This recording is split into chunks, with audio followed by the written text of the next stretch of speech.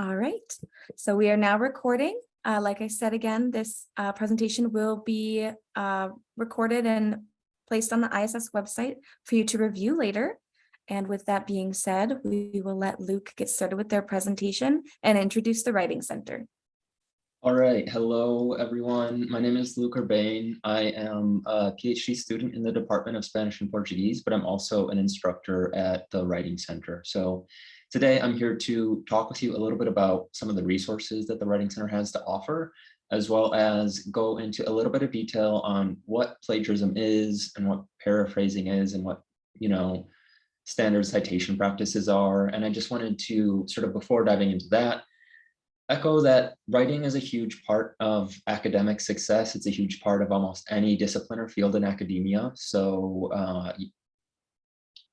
and in addition to that, a lot of the norms of standard English academic writing are not intuitive. They're not intuitive even to us who have grown up speaking English.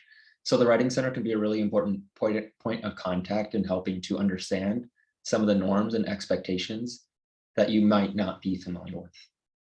And one of those topics is plagiarism. So we might start by asking, what is plagiarism? And according to the Merriam-Webster dictionary, it's to steal and pass off the ideas and words of another as one's own. And they also go on to define it as to present as new and original an idea or product derived from an existing source. So I think that definition is fairly straightforward, but we can even boil it down further to think of using someone else's idea, whether it's explicit words or a broader concept, without properly attributing it. And UW considers plagiarism a form of academic misconduct. And I actually have their statement pulled up here. Oh, I'm way zoomed in. And the language that they use is, they understand as an act of academic misconduct, claiming credit for the work or efforts of another without authorization or citation. So academic misconduct in this sense means essentially plagiarizing, and also it's something that has a number of, possibly serious consequences. So I don't want to scare anyone. I think there's, a range of outcomes that happen if an instructor decides to pursue plagiarism. It can be as informal as an instructor deciding to meet with you one-on-one, but it can also have more serious consequences, right? So it's really important as we write to do our best to avoid plagiarism. So this is sort of what the next couple slides will be getting into, how to avoid plagiarism. The first thing is to know what needs to be documented. So documented, in this case, I'm using interchangeably with cited. So what needs to be cited? What needs to be attributed? So the first thing that needs to be cited is the use of specific words or phrases.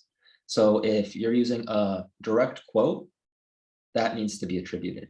Another thing that needs to be documented, and this one is maybe a little bit less obvious or a little bit less intuitive, is information and ideas, and specifically information and ideas that are not common knowledge. So you would not, for instance, need to cite that the sky is blue, but you might need to cite that the appearance of cumulus clouds is associated with acid rain. That's not a fact. I made that up off the top of my head, but a more nuanced, particular, specialized set of knowledge is something that would need to be cited, even if you're not using the specific words that the author used. So the first way to avoid plagiarism is to know what needs to be cited. Another thing that's important to know is to understand what citation practices look like in different contexts. So one of our sort of overarching beliefs at the Writing Center is that good writing depends on context. So a good paper in a chemistry class is going to look a lot different from a good paper in an art history class. So context matters a lot. And this is also true when we're thinking about citation. So one sort of place that we see this is in different citation methods. So there's not just one citation method there, I guess I don't know how many exactly. Let's say, maybe let's say a dozen, but there's half a dozen that are fairly common, and these include MLA, Modern Language Association, APA, American Psychological Association, Chicago style, Harvard style, and different disciplines will have different preferences. So in my discipline, we use MLA all the time. So one thing to be aware of is, what is the citation method that's appropriate in a given field? And another thing to just note quickly is that you can also practice, in addition to the formal citations like MLA and APA, there's also informal citations. So you could even say, according to McClure, or according to Urbane, or according to whomever. And that way you are attributing the work without necessarily needing to get bogged down in the nitty gritty nuances of, Harvard style citation. And one other thing here is that citation norms, as I've said, vary between different fields, but they can also vary between classes, and they can even vary between classes in the same discipline.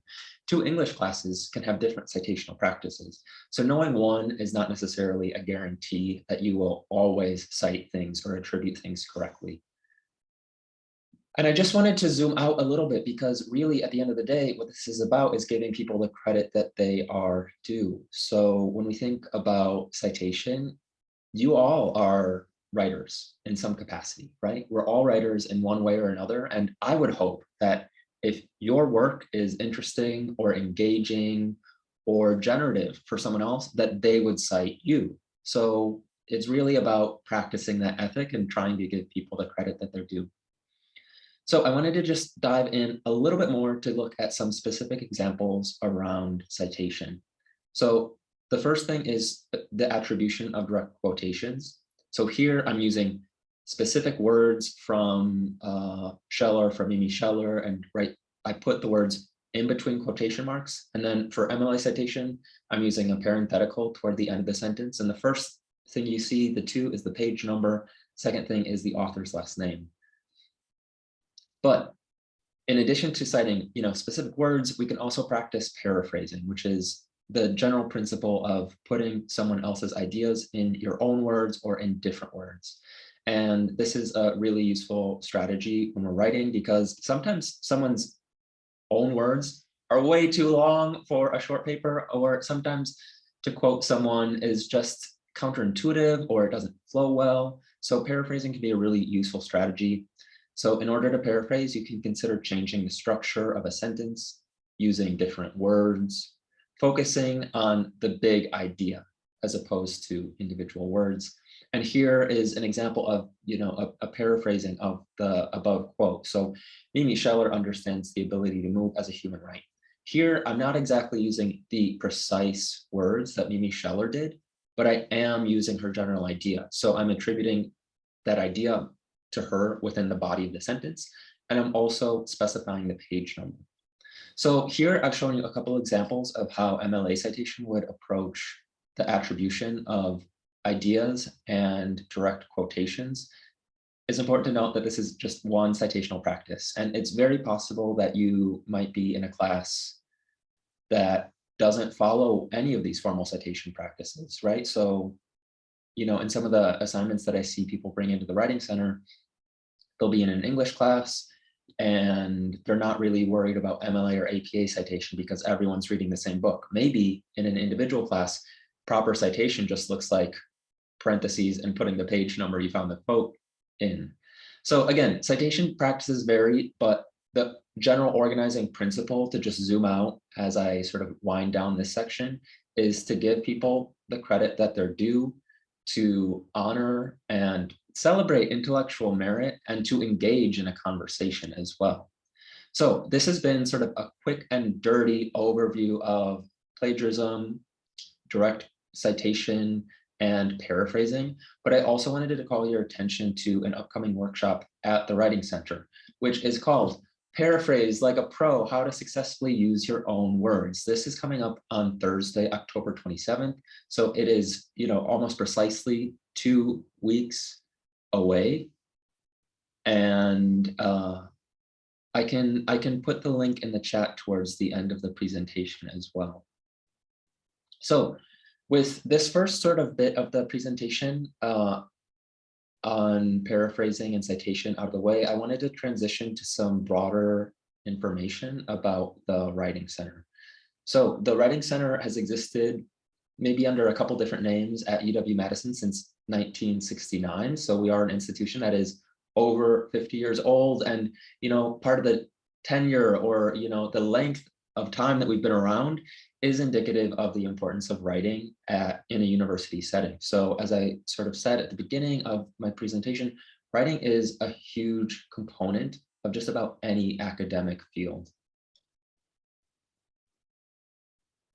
So on this next slide, what we're seeing is, well, I guess sort of like written in the sky of the slide, we're seeing a few of the different services that the Writing Center offers. And I'll be getting into each of those in a little bit more detail in just a minute.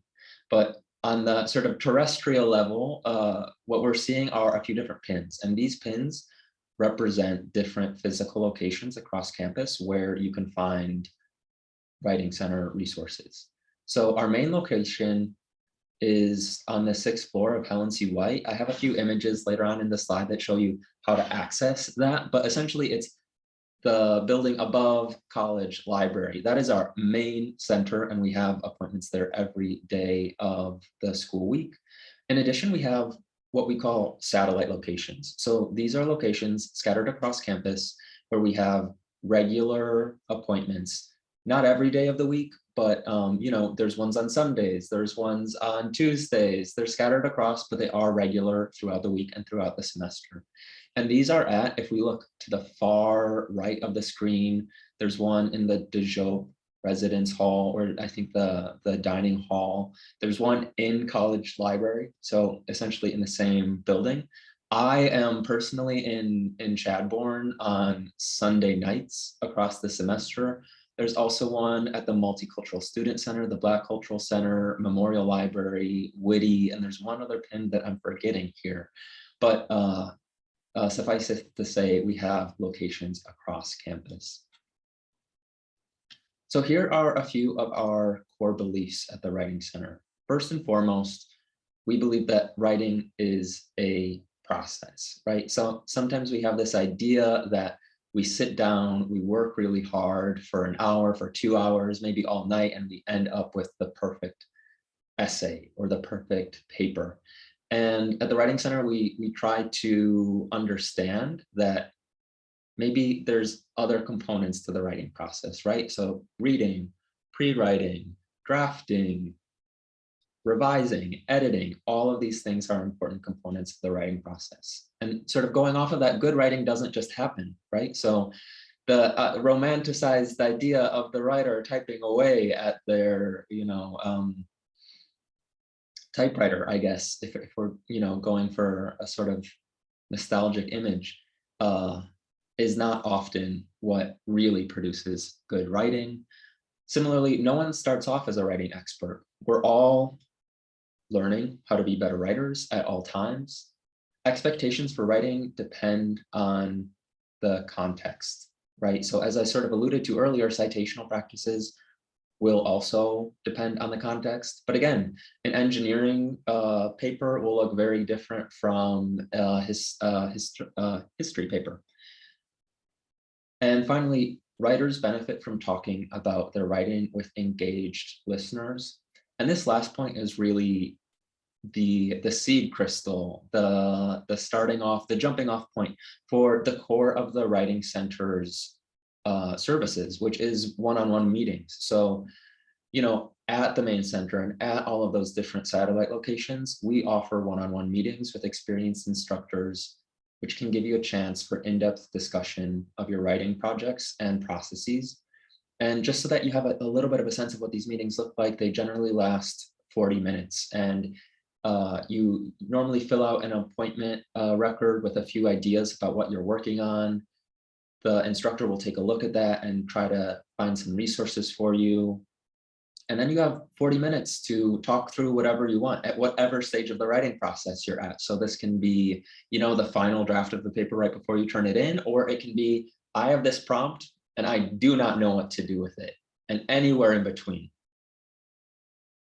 So here are a few samples of different services that the Writing Center can provide. We can help with progress and final reports, posters and presentations. I can help draft an email. And, I've done this quite a bit, because sometimes sending an email about, I don't know, visa status can be a really scary thing to do, and we can help with that. Letters of recommendation, literature reviews. Well, I suppose a thesis and a dissertation might be for folks who are, graduate students, but these are just a sampling, an array of some of the different services that the Writing Center can offer. So how we support students. On this slide, we're seeing a few of the different modalities that we have for meetings. And this includes, as I mentioned before, in-person appointments. So those sort of 40-minute meetings that happen in the main center or at our satellite locations. In addition, we also have virtual meetings. These virtual meetings happen over a Zoom-like interface. I have a slide in just a bit that shares what that looks like. Our satellite locations, which are, again, in-person meetings, but spread out across the campus. We also have an option for written feedback. So this essentially looks like you uploading some sample of writing, and there's no face-to-face, in-person, or digital face-to-face component. Essentially, a Writing Center instructor will read over what you submitted and then get back to you. With all of these, we do have limits, because the meetings are essentially capped at 40 or 45 minutes. If you bring in a 50-page paper, we probably won't be able to help you with that, but we usually can get through something that's, let's say, 4 to 6 pages, depending on the instructor. And then for quicker, shorter questions, we also have a chat feature. So this might be something as simple as, I don't know how to use an M-dash, or can you point me to some resources for how to format a resume?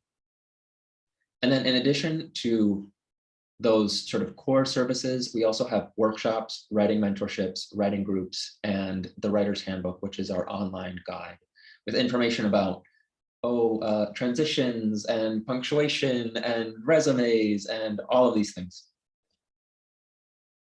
So if you're interested in finding any of these services, and again, I hope that y'all go away from today's meeting not thinking that I have to go to the Writing Center, but instead the Writing Center is here for me when I need help, whatever help you need.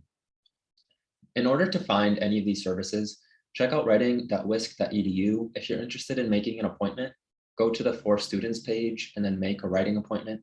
Essentially what you do here is you follow the prompts that you do to do just about anything at this university, right? So your WISC ID and your password, you'll eventually land at a page that looks something like this. And this is maybe the easiest thing to overlook, but towards the top of the page, there's a pull down menu. And in this pull down menu, you can see the different modalities of meetings. So again, there's the main, center, and satellite, and those will be in-person meetings. So those will require you to show up at either the main center or one of the satellite locations. There's the virtual meetings and there's the written feedback. So choose whichever modality you prefer. There's really no preference on our end. It's whatever is convenient for you. And then what's available as well. So sometimes certain appointments will book up, but other modalities will be available. After that, you'll land at a page like this. So essentially, when you see a blue box, that means that there's already someone who is signed up for that meeting. You can sign up for the wait list by clicking on it. You can also choose any blank or white box. That indicates that no one has signed up for an appointment there. You fill out a few, brief notes about what you're working on and what you want to improve, just to give us an idea. And then you show up and we can't wait to see you. I mean, I know that sometimes writing can be so heavy and burdened with different expectations and not always knowing what to do, not understanding the prompt, maybe, maybe there's a difficulty between what you want to say and how the words are coming out, but we really try to provide an encouraging environment. And you're seeing on the slide a few images of what our main center looks like. So I wanted to sort of touch briefly on Helen C. White, because it is a mysterious building. So college library is a pretty popular place for a lot of people to study. So a lot of people are familiar with college library. Helen C. White is where a lot of English and humanities classes are. That is essentially above College Library, but not accessible through College Library. So in order to get to the Writing Center's main center, you go through the doors to the left of the main entrance to College Library, and you can see here it says Helen C. White, floors 4 through 7.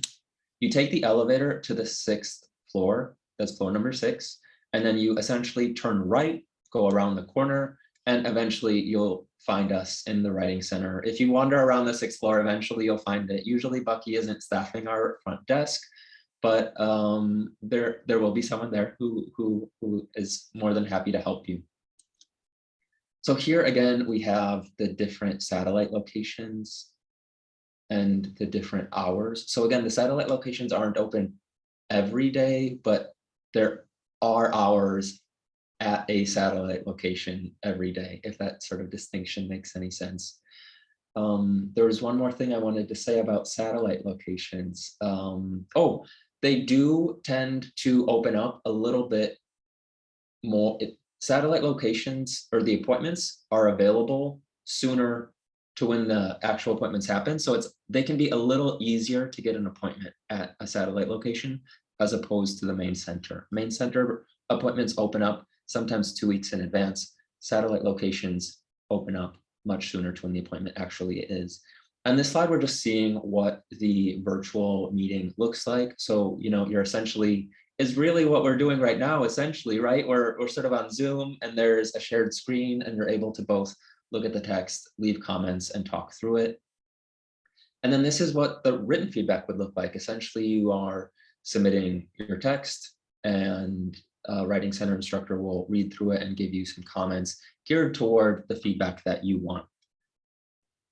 In addition to the meetings, we also have a sampling of workshops. So as I mentioned before, paraphrasing like a pro, it's happening 2 weeks from today at noon. So I would, encourage if that is interesting and valuable to you, I'd encourage you to consider attending. I'm teaching a punctuation workshop next Wednesday, Wednesday afternoon as well. And here we see a few other workshops: improving style, ways into writing, strategies to getting started or unstuck, emailing like a pro. All of these workshops are available on a semi-regular basis. And again, if you're interested in any of these, writing.wisc.edu for students workshops, and you can take a look. A number of these workshops have already taken place and a number of these workshops are still forthcoming. And we tend to, if you see a workshop that you liked, it will be available again next semester as well. We also have writing mentorships. So at present, the application window for writing mentorships is closed, but writing mentorships are essentially the ability to have a one-on-one meeting with the same person across the entirety of the semester. So be on the lookout for information about that in the first few weeks of the semester. They're available for undergraduate and graduate students. And essentially you get to meet with one Writing Center instructor consistently across the entire semester. So if next spring semester is the semester that you really want to buckle down and work on some topic, consider a writing mentorship. We also have writing groups. So these are, across modalities. Some are in person, some are virtual. And this is dedicated writing time. I sort of think about it as like a study hall. I attend a writing group myself on Wednesday mornings, but there's different groups. Groups for undergrads, groups for graduates, groups for people who don't speak English as a first language, and also there's one for disabled writers as well. So I promise I'm getting toward the end of my share of the presentation, but I wanted to end with a few myths, right? Because often, well, there's a lot of myths around writing, and there's also a lot of myths around perhaps the Writing Center. So myth number one, isn't that for remedial writers or writers who need extra help? The Writing Center is for all writers at UW-Madison across disciplines, across experience levels, across undergraduate and graduate student populations. I meet with people who are finishing their dissertations, and I also meet with people who are figuring out how to use commas or prepositions and everywhere in between. So the Writing Center is really for everybody. The second myth, Writing Center instructors are undergraduates. We do have a smaller program called, oh gosh, I'm forgetting what it's called, but essentially undergraduate writing mentors are assigned to specific classes. This tends to happen more often in the English department. But for the most part, actually entirely, if you book an appointment at the main center, or if you book an appointment at one of our satellites, or written feedback, or a virtual meeting, those will be essentially with graduate students. The majority of these graduate students will be in the English department. Myself, I am in the Spanish and Portuguese department, but there's also a few other departments represented as well. Myth number 3, won't you judge my writing? Certainly, I hope not. This is a little bit dependent on certainly the instructor that you get, but the Writing Center essentially has this, belief that our writing is judged enough in different contexts, and we do our best to provide a supportive and encouraging environment. Don't you mark up my paper, edit it for punctuation and stuff. We certainly can work on punctuation, but really we try to zoom out and focus on the big picture, what we call global issues in writing. So yes, we definitely can attend to punctuation, but we try to do that in a more holistic way, as opposed to just slashing and burning through comments on the paper. So we're here for you. Again, a number of these resources are available at writing.wisc.edu. My email is on the screen right now. I can also pop it in the chat in just a bit. It's urbane@wisc.edu. And you can also email writing at wisc.edu, sorry, wc center@writing.wisc.edu for broader questions. So this is the end of my presentation. I think I went over it maybe a little bit, and I also realized I should have turned down the light in the background because it is truly dark here. So I will sort of pause here and stop sharing my screen and ask if there are any questions. And again, feel free to leave them in the chat, activate your audio, or use a raise hand feature. And I will just run and turn on my light right now. Thank you, Luke. If anyone has questions for Luke, as they said, please put them in the chat, or feel free to unmute yourself if you would like to ask your question in person. I'm sure Luke would be happy to share the email address in the chat as well. I really enjoyed the Writing Center when I was a student. As an undergraduate student, I would often go to the Multicultural Student Center for their satellite appointments, and I found that really helpful no matter what I was working on. And as a graduate student, I got help from the Writing Center doing a research poster that I was presenting at a conference. So they're really great people who are really there to help give you some good ideas and some good tips. So please feel free to ask any questions in the chat. We'll wait a few minutes, but other than that, our next presenter is Kim. Kim is from the Greater University Tutoring Services, or also known as GUTS, G-U-T-S, and she will be doing her presentation shortly. So please feel free to share your screen, Kim, and if you have any questions about the Writing Center, please feel free to put them in the chat, and Luke can answer them as we are getting going, or at the end of the presentation as well.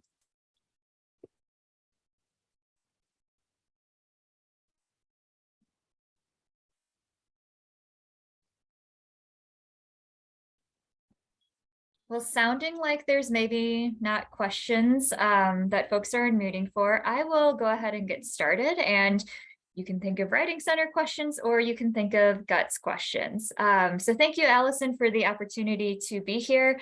I'm very excited to share with you resources that are available for tutoring through GUTS. And we have a gross but memorable acronym. So hopefully some of this content will stick with you, and happy to also share contact information for both myself and for us as an organization. So GUTS is one of the many different ways that you might receive academic support during your time at UW. What's nice about GUTS is that we provide tutoring in every academic subject area. So if you are looking for something in STEM like chemistry, physics, or math, we are able to match you with tutors. We also do tutoring for humanities courses, social science courses, foreign language. During the last academic year, we provided tutoring for around 480 different unique courses at UW. So we are a good resource to come to if you have not been able to find tutoring for a specific class or subject anywhere else on campus. A little bit of context about us as GUTS. We are a student organization, so we are run for students by students. We are part of the Office of Undergraduate Advising, and we also are supported by student staff who work to coordinate all of the different programs that are part of GUTS, and many of our tutors are volunteer tutors who make all of the different programs that we have possible. So I'll be sharing a bit about the different resources that are available through GUTS. And if there's anything that folks might be specifically looking for in tutoring, feel free to pop into the chat a subject area or a class, and I'd be happy to sort of tailor what I'm talking about more specifically to a class that you might be interested in. So purpose of GUTS is really to provide those free tutorial and academic support assistance. We do tutoring in a variety of different methods, and we also provide academic support for students as well. So you can come in and meet with one of our staff if you just want to talk about how things are going for you academically, tips around time management or how to build your schedule out, how to build study guides for classes that you're doing. So we do academic support beyond just the tutoring for classes that you might have.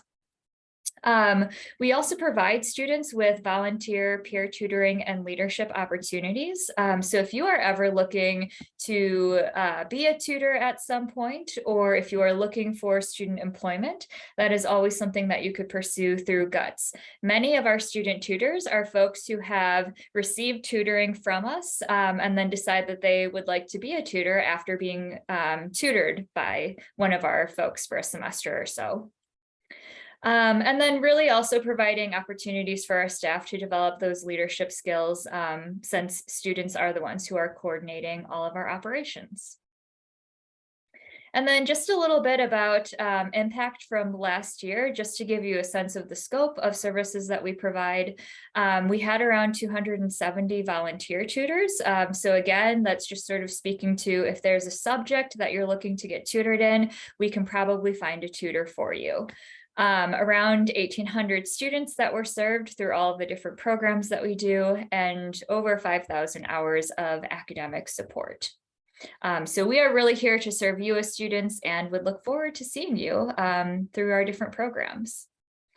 So I'm going to start with the academic programs because these are usually the ones that students are most interested in learning about or might sort of think of right away when they think of us as GUTS. Drop-in tutoring is one of those options. If you scan the QR codes on the screen for any of the programs, it will take you directly to the website, which has information in greater detail about each of these programs. So drop-in tutoring is where you can get one-on-one assistance for most of the high enrollment classes. So high enrollment classes, think about introductory entry-level math courses. Chem 103 and 104 tend to be also very popular for drop-in tutoring. We do have a number of tutors who do physics, statistics as well. And so high enrollment STEM courses tend to be the most popular for what we see in terms of use for drop-in. Our tutors sign up for shifts, and if you go to our website from that QR code, you can see exactly what hours and where to find our different tutors and what subjects they can tutor you in. You do not need to make any appointments for this. You can just show up and work with any of our tutors who are available. We do our drop-in locations at the Multicultural Student Center, the Black Cultural Center, College Library, and Steenbach Library. So there's a few different options for where you can find us with drop-in. The other type of academic tutoring that we do is our academic match program. So this is group tutoring for, again, typically those high enrollment classes are the ones that we see the greatest interest in. This is where you would be paired with a small group of up to 8 students, and you'd be working with the same tutor all semester. What's nice about the academic match versus drop-in is you have somebody who is able to check in with you, who knows the course, the professor, and the content very well. And it will give you just a more comprehensive experience than what you can get by just attending a drop-in tutoring session. So I would encourage you to think about academic match if it would be helpful for you to have somebody who's sort of there with you all semester and able to provide assistance when it comes to prepping for exams, reviewing exams that you've gotten back, going over lecture notes. And our tutors with academic match will also often create study guides with you, go through practice problems or develop practice problems for you. So that can be a really great resource if you think that you are in a challenging course and might like to have that support all semester long. Other programs that we have that are not specific to tutoring academic programs is language. So we have one, conversational English, and this is where you would be matched with a fluent English speaker or somebody who is a non-fluent English learner would be matched. And then it's specifically focusing on English speaking skills. You would meet with them and just really have conversations. Learning and practicing English skills. This is a really fun program that we tend to see a lot of students sign up for because they like to just build those connections with students who are learning English, and will often plan a lot of fun socials throughout the semester where all of the students who are participating in the conversational English program have that opportunity to get together with all of the folks who are tutoring in English. We also run this program specifically over at Eagle Heights as well. So if any of you are connected to Eagle Heights through living there or know folks who do live there, our tutoring program for conversational English at that location is mostly geared toward children ages 5 to 8 who are working on learning English as well. Some of the other language programs that we have, one is World Language Learners. This is where if you are a fluent speaker of a language that is not English and are interested in tutoring someone who is learning that language, this is a really great program to sign up for. Many of our international students serve as tutors for the World Language Learner program of our US students who are native English speakers and are looking to learn and get better at their conversational skills in another language. Spanish, Mandarin, French, Japanese tend to be some of the more popular subjects that we see students requesting tutoring in.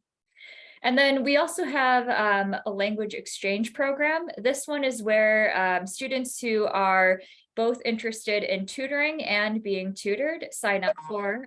So if you speak a language really well and you want to tutor in that language, but you also want to learn a language, we would match you with somebody who can tutor you in the language that you want to learn, and you can tutor them in a language that they want to learn. So lots of different ways that you can get involved with one of these language programs.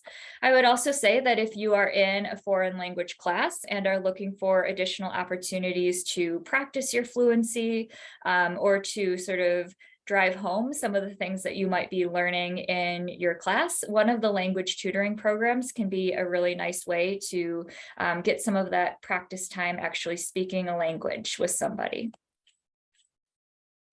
And then we also have study support programs. So this is not directly tutoring in a specific subject area, but these would be opportunities for you to meet with one of our staff and talk with them about specific skills that you might want to work on as a student.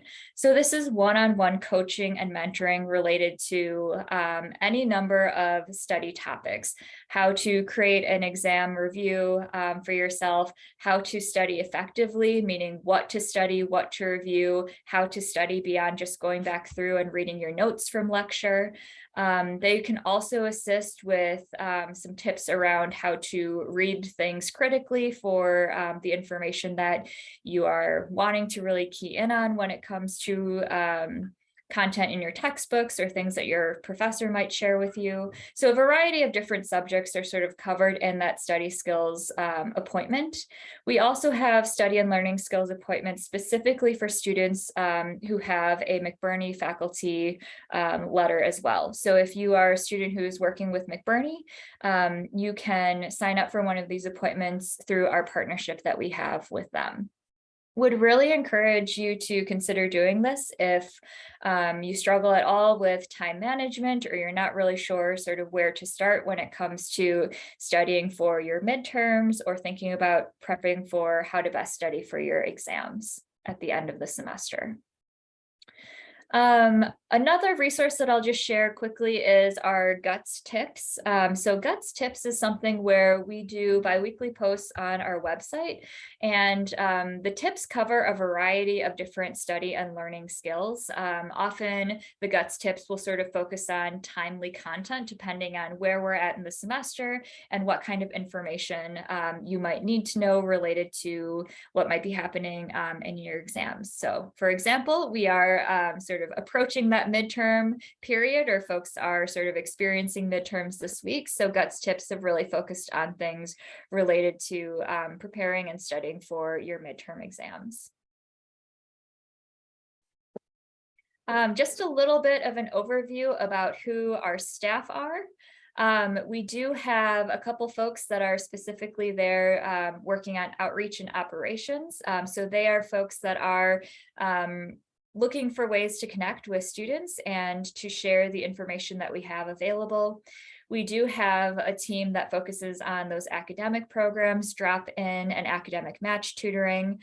As you saw, we have a number of different ways that we do language tutoring. So we have a good number of students who focus on that. And then also our study support, those folks who can work with you specifically on study skills. So to just sort of sum things up, free services for students by students, 3 functional areas: academic, language, and study support in terms of what you can get from us as Guts. We really believe in both being a tutor and getting a tutor, and that it is not just students who may have gotten not an ideal grade back on a test or an exam that can benefit from tutoring, but really all students benefiting from that academic support and coaching. And then all of our information is available at the Guts website, and there are QR codes that were throughout the presentation too, that would direct you to some of those specific programs. I will share in the chat my contact email, but you can see here gutstudentorg@gmail.com is our main contact for any questions that you might have.